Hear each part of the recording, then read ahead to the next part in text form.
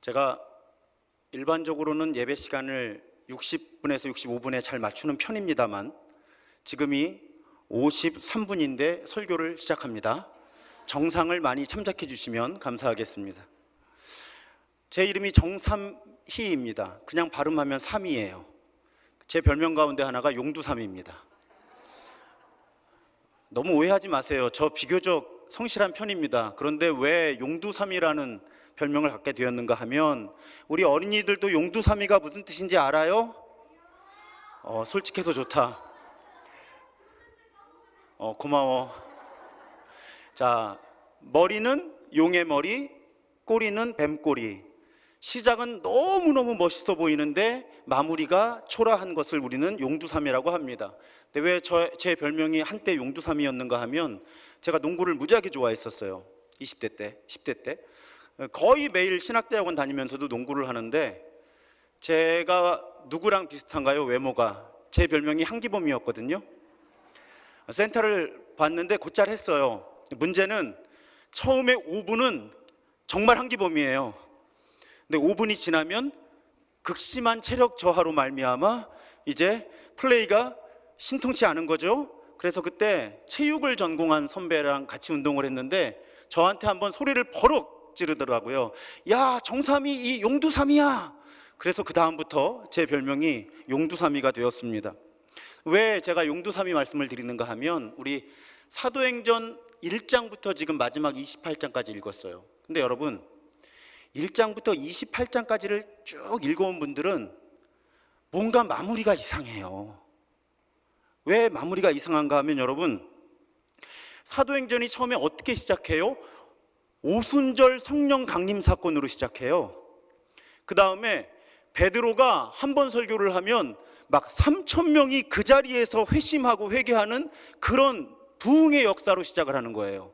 그런데 사도행전 28장의 맨 마지막이 어떻게 끝나요? 바울이 우여곡절 끝에 그것도 하나님의 뜻과 하나님의 도우심으로 로마에 도착을 했음에도 불구하고 사도행전의 마지막에서 바울은 여전히 죄수의 신분으로 감옥 아니면 셋집에서 자신을 찾아오는 사람들에게 성경을 가르치는 것이 바울 사역의 전부예요. 여러분, 하나님의 계획과 초자연적인 인도하심 가운데 로마에 도착했으면 심령 대부흥회 같은 거 해야 될 거 아니에요. 하다못해 광장 거리에 나가서 예수 믿으라고 소리를 질렀어야 될 것 같잖아요. 그리고 한 번에 3,000명까지는 아니더라도 100명, 200명이라도 회심하고 예수를 주님으로 그리스도로 고백해야 될 것 같은데 이 엄청난 기적으로 시작된 사도행전의 마지막이 죄수 바울이 자기 셋집에서 집 밖으로 마음대로 나가지도 못하고 고작 할 수 있는 일이 자기 만나러 오는 사람들에게 성경 가르치는 오늘날의 유형으로 하면 소그룹 성경 공부가 혹은 1:1 성경 공부가 바울이 할 수 있었던 전부라는 거죠. 그러니 여러분 용두삼위격이에요. 용두삼위격입니다. 이것을 우리가 어떻게 이해할까? 저는 사실은 사도행전의 이 마무리가 너무 감사해요. 왜 그런가 하면요, 만약에 사도행전의 마무리가 바울이 로마에 도착하자마자 광장에 나가서 하나님 나라 복음을 전했더니 로마 사람들이 모두 회심했더라 하고 사도행전이 마무리가 되면 저는 주눅 들어서 목회 못합니다. 저는 할 수 없다고 생각했을 거예요.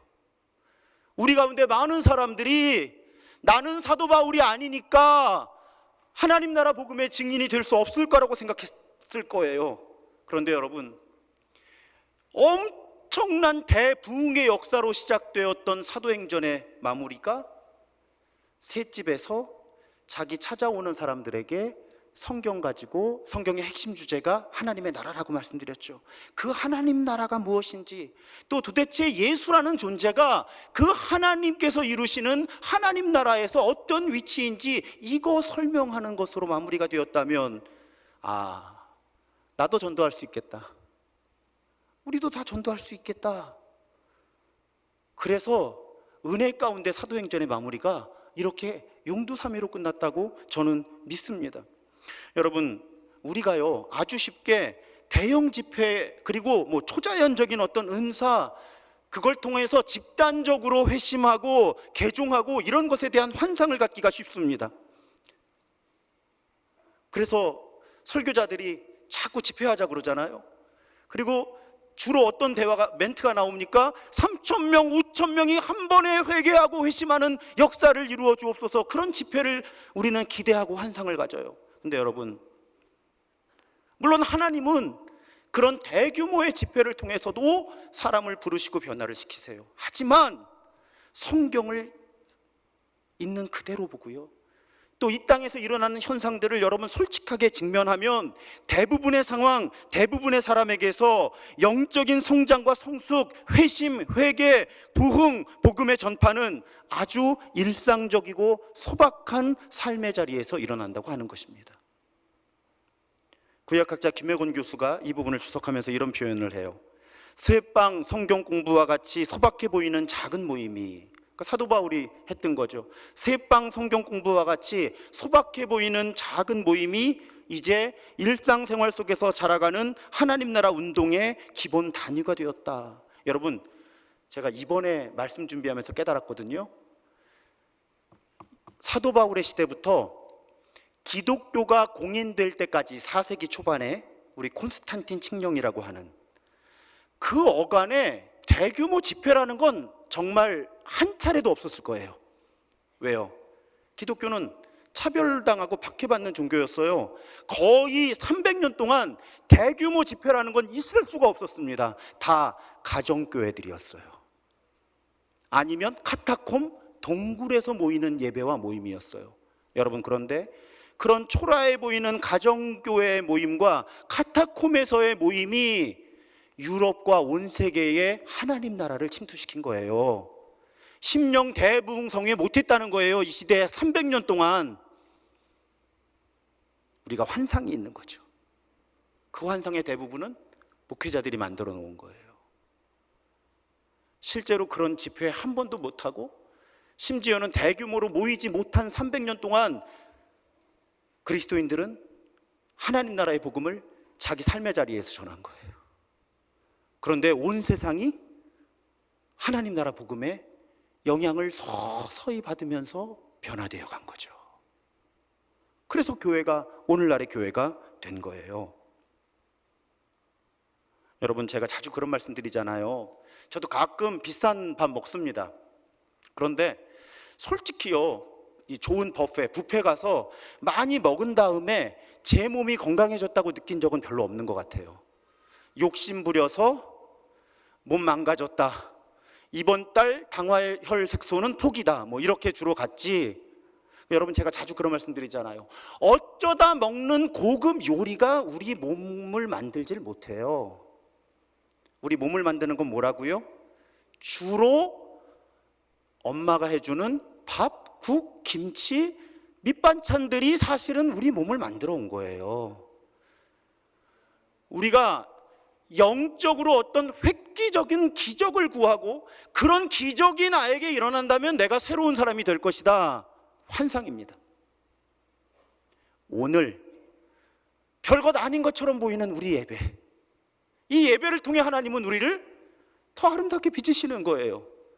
별로 특별한 사람 없어 보이는 우리 속회, 그저 그런 사람들 같고, 심지어는 모난 사람도 있고 나랑 안 맞는 사람도 있지만, 그런 사람들과의 만남과 사귐을 통해서 하나님은 우리를 신의 성품에 참여하는 자로 빚어가시는 거예요.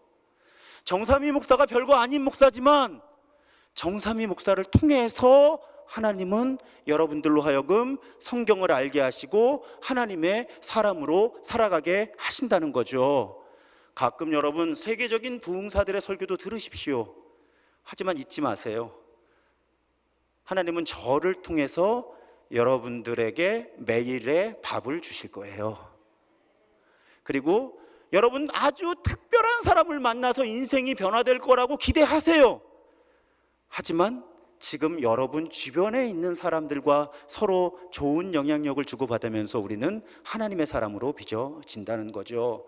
우리가 환상을 깨고 현실을 바로 보게 하시려고 사도행전은 어마어마한 초자연적인 기적과 대규모 집회로 시작해서 죄수 신분의 바울이 셋집에서 몇 사람 만나서 성경 가르치는 이야기로 끝났다는 거예요. 그게 진짜거든요. 사실은 그게 진짜거든요.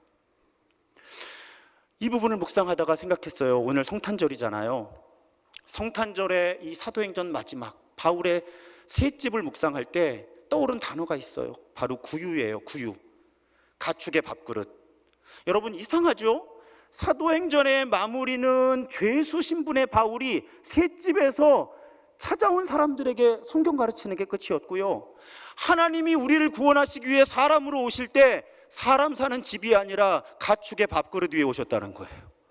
왜 이렇게 성경은 초라해요? 평범하지도 못해. 자기 집도 아니고 셋집이야. 사람 사는 집도 아니고 가축의 밥그릇에 하나님이 오세요. 왜 이렇게 성경은 평범하지도 못하고 초라하기만 할까? 그러다 여러분, 과학 용어 하나를 생각했습니다.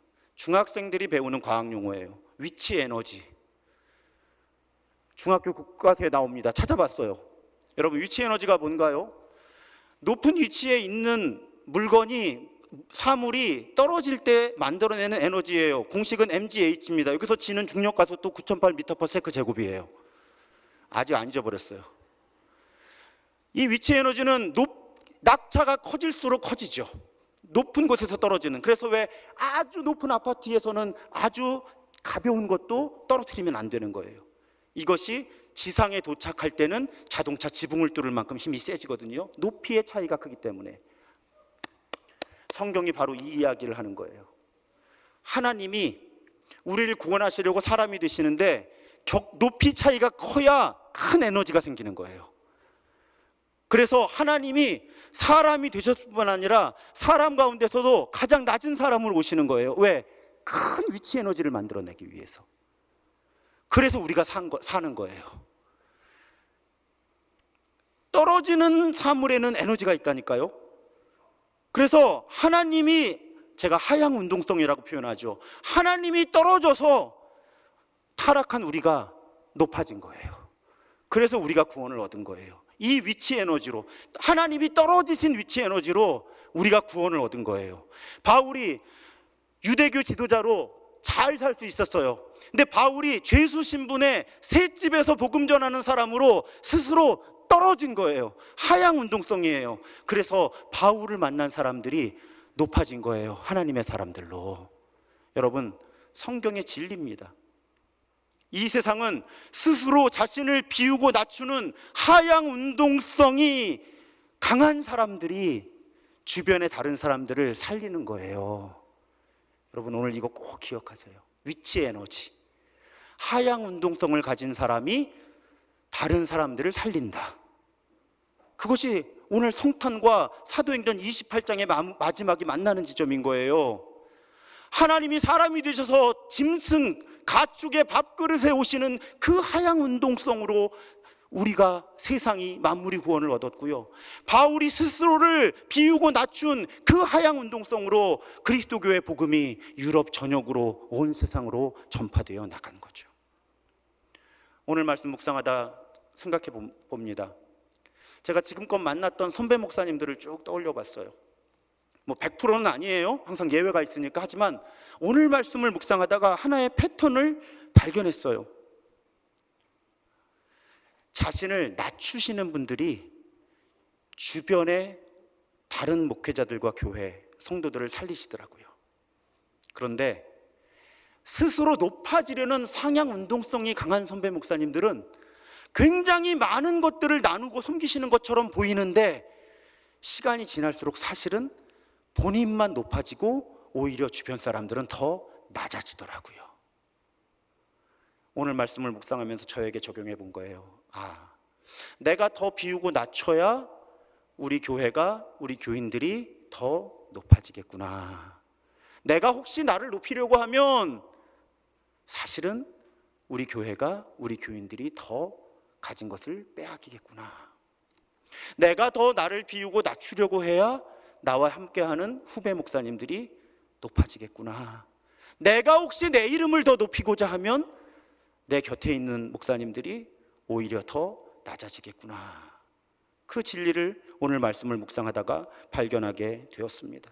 그래서 여러분, 오늘 말씀은 우리에게 큰 위로와 격려가 됩니다. 우리가 하나님의 사람으로 하나님의 일을 할 때 많은 것이 필요 없다는 거예요. 그냥 지금 있는 자리에서 할 수 있는 일을 할 때 하나님은 우리를 사용하셔서 하나님 나라의 일을 이루신다고 하는 것입니다. 저도 어릴 때는 내가 이만큼 모으면, 이만큼 높아지면 하나님께 드리고 나눌 수 있겠지. 그러다 깨달았어요. 그것도 가능한 일이지만 제 경우에는 확률적으로 낮더라고요. 그래서 어느 날부터 결정을 했어요. 모든 것을 퍼센테이지로, 퍼센트로. 그래서 여러분, 우리 교회에서는 퍼센트 이야기가 많잖아요. 왜요? 우리 교회가 건축 재정이 굉장히 부담이에요. 아직도. 제가 은퇴할 때까지도 부담일지 몰라요. 그런데 우리 교회가 빚을 이만큼 낮추면 선교하겠다? 언제요? 그래서 정한 거죠, 우리. 제가 오자마자 3년 반 전에 10% 이상은 무조건 우리 교회 바깥으로 나가야 합니다. 그리고 나서 얼마나 자유를 얻었는지 몰라요. 헌금이 얼마가 들어오는지 상관없어요. 10%는 무조건 나갈 거니까. 제가 삶의 규칙 여러분들에게 정하시게 할 때도 어떻게 정해요? 우리 가정의 모든 수입의 몇 퍼센트를 하나님께 드릴 것인가, 그리고 나눌 것인가. 그러면 한 달에 10만 원을 벌어도 나에게 나눌 것이 있잖아요. 주님, 제가 500만 원을 한 달에 벌 수 있다면 나누겠습니다. 뒤집어 보면 500만 원을 못 벌게 되면 못 나누겠습니다가 되잖아요. 그러니까 제가 부탁드리잖아요. 어떤 가정은 1%는 안 될까요? 형편이 어려우면 1%를 하나님께 드리고 이웃과 나누겠습니다. 괜찮아요. 하지만 내가 이만큼 가지면, 내가 이만큼 높아지면 하겠습니다 보다는, 그것도 좋은 아름다운 생각이지만 지금 하나님이 내게 주신 것으로 할 수 있는 일을 한다면, 그것이 사도 바울처럼 하나님, 제가 죄수의 신분에서 자유하게 되면 그때 복음 전하겠습니다. 하나님, 제가 셋집 신세, 셋방 신세 벗어나서 집장만 하면 그때 하나님 나라 복음 전하겠습니다 하지 않았다는 거죠. 죄수면 죄수 신분으로, 셋집이면 셋집, 감옥이면 감옥, 할 수 있는 일을 한 거예요. 그러다 떠오른 공동체가 있습니다. 밥퍼 나눔 운동이라고 들어보셨죠? 서울 청량리 지역에서 무려 35년, 저도 놀랐어요. 이번에 35년 됐더라고요. 밥퍼 공동체가 35년 동안 배고픈 사람들에게 매일 따뜻한 밥 한 그릇을 나눠온 공동체예요. 지금도 하루에 800명이 찾습니다, 평균. 그리고 지금까지 밥퍼 공동체가 제공한 식사가 대략 1,400만 그릇이라 그래요. 1,400만 그릇. 근데 여러분, 이 공동체의 처음 시작의 이야기를 아마 들어보셨을 겁니다. 최일도라고 하는 한 젊은 신학도가 1988년 11월부터 답심리 쌍굴다리라고 불리는 제 고향이에요. 그 쌍굴다리에서 뭘 하죠? 배고픈 노숙자들에게 라면을 끓여주기 시작하는 거예요. 왜? 배고픈 사람들이 자꾸 마음에 부딪히는데 본인이 할 수 있는 일은 집에서 코펠하고 냄비 가져다가 라면을 끓여줄 수 있는 게 전부였다는 거예요. 그래서 코펠하고 버너 가져다가 라면을 끓여주는 일로 시작을 해서 35년 후에 지금 밥퍼 공동체가 되는 거예요. 여러분, 만약에 그때 최일도라고 하는 신학도가 하나님, 여기 배고픈 사람 몇 명에게 한 끼의 밥을 주는데 몇백 원이 필요합니다. 몇 명의 봉사자가 있어야 하고 건물 공간이 이렇게 있어야 하고 재정이 얼마가 필요하고 하나님이 저에게 그런 여건들을 허락해 주시면 제가 이곳에 밥퍼 공동체를 세우고 1,000만 명이 넘는 사람들에게 밥을 먹이겠습니다 했다면 아무것도 못했을 거라는 거예요. 사도 바울처럼 최일도 목사님도 지금 해줄 수 있는 게 집에 있는 버너랑 코펠 가져다가 라면 몇 개 끓여주는 거예요. 그거 한 거예요. 그 일이 이어져 35년 후에 지금 여전히 하루에 800명의 노숙자들에게 한 끼 따뜻한 밥을 나눌 수 있는 그런 공동체가 된 거죠. 그래서 최일도 목사님이 인터뷰를 하시면 이런 말씀 하시더라고요. 지어, 발음도 잘한데, 지어 자칼라. 지어 자칼라. 문제 들어갑니다. 지 뭘까요? 지금부터. 여, 여기부터. 작은 것부터. 할 수 있는 것부터. 나부터. 너무 와닿죠. 왜? 다른 사람이 이런 말 하면 그런가 보다 하는데, 노숙자들에게 라면 몇 개 끓여주기 시작해서 지금까지 다일 공동체를 이끌어 오신 분이 지금부터 여기부터 작은 것부터 할 수 있는 것부터 나부터라고 말하시니까 설득력이 있는 거예요. 여러분, 하나님이 우리에게 이미 주신 것들이 많이 있어요. 사실은 우리가 마음만 바꾸면, 사도 바울이 죄수 신분의 셋집에서 또 복음을 전했는데, 우리도 마음만 조금 바꾸면 하나님이 이미 내게 주신 것 가지고 지어 자칼라 실천할 수 있습니다. 그러면 2023년은 올해보다 더 우리가 의미 있는 한 해로 살아갈 수 있을 거예요. 저는 오늘 성탄에 우리가 위치 에너지라고 하는 과학 용어와 하향운동성, 상향운동성, 그리고 지어 자칼라, 요 네 개의 단어만 기억하시면 오늘 성탄절 메시지로 충분하리라 생각합니다. 여러분, 마지막으로 한 가지만 당부드릴 텐데, 사도행전 이제 28장 모두 32번의 설교를 마칩니다. 그런데 여러분, 오해하지 말기로 했죠. 사도행전은 바울, 베드로 같은 사도들, 영웅들의 이야기가 아니라고요. 그 사람들도 우리와 다를 바가 없는 사람들이었는데, 성령께서 그분들을 이끌어 가실 때 그분들은 따라갔을 뿐이라고요. 그러면 우리도 우리 안에 계신 성령께서 이끄실 때 따라가기만 하면 우리도 사도행전의 주인공, 성령행전의 주인공이 될 수 있지요. 많은 교회들이 액츠 29, 액츠 29, 사도행전 29장을 쓰자 이런 표현을 갖습니다.